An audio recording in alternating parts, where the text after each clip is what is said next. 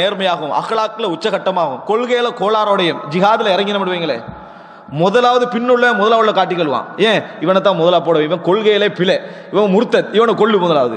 அப்ப இப்படி பின்னால் உள்ள முன்னால் உள்ள முள்ளான காட்டியே அந்த சமுதாயம் என்ன செஞ்சிடும், அழிஞ்சு. இன்றைக்கு எது நடக்குது?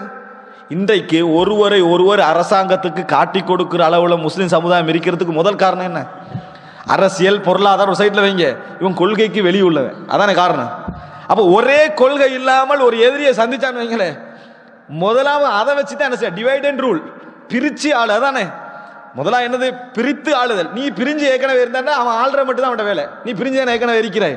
இப்போ முதலாவது புரிஞ்சு கொள்ளணும், ஒரு சமுதாயத்துடைய சீர்திருத்தம் என்பது அந்த சமுதாயத்தை பற்றிய சரியான பார்வை என்பது கொள்கை சீர்திருத்தம் என்ன செய்கிறது, அடங்கி இருக்கு. அன்புள்ள சகோதரர்களே, நம்ம எங்க சீர்திருத்தம் பேச, ஒரு பள்ளி வாயில நம்மளுக்கு சீர்திருத்தம், இந்த சமுதாயத்துடைய சீர்திருத்தம் பேச நினைக்கிறோமா, அந்த ஊர்ல முதலாவது என்ன இருக்குது, இந்த சமுதாயத்துக்கு மாற்றமான கொள்கை குழப்பங்கள் இருக்கின்றனவா, ஷிர்க் வைகள் இருக்கின்றன, இறைவனுக்கு இணை வைக்கக்கூடியவைகள் இருக்கின்றனவா.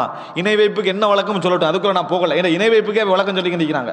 சரியா, இணை வைப்பு பற்றி என்ன வழக்கம் இருக்கட்டும், எல்லா இணை வைப்பும் என்ன செய்யணும், அந்த சமுதாயத்தில் கண்டிக்கணும். அதனால அல்லாஹ் முதலாவது உபதேசத்தை ஆரம்பிக்கிற நேரத்தில் லா தஜஅல் மஅல்லாஹி இலாஹன் ஆகர், இறைவனோடு இன்னொரு தெய்வத்தை நீங்க என்ன செய்ய வேண்டாம், ஆக்க வேண்டாம். ஃபதகுத மத்மூமம் மத்ஹூரா ஃபதகுத மத்மூமம் மக்தூலா, நீங்கள் கேவலம் அடைந்தவராக, விமர்சனத்துக்குரியவராக அமர்ந்து விடுவீர்கள். அவ்வளவுதான் உங்களுக்கு என்ன செய்யும் நடக்கும். இந்த மாற்றம் இல்லாமல் உங்களுக்கு எந்த மாற்றம் என்னது சரி வராது என்று அல்லாஹ் தஆலா சொல்லுகிறான்.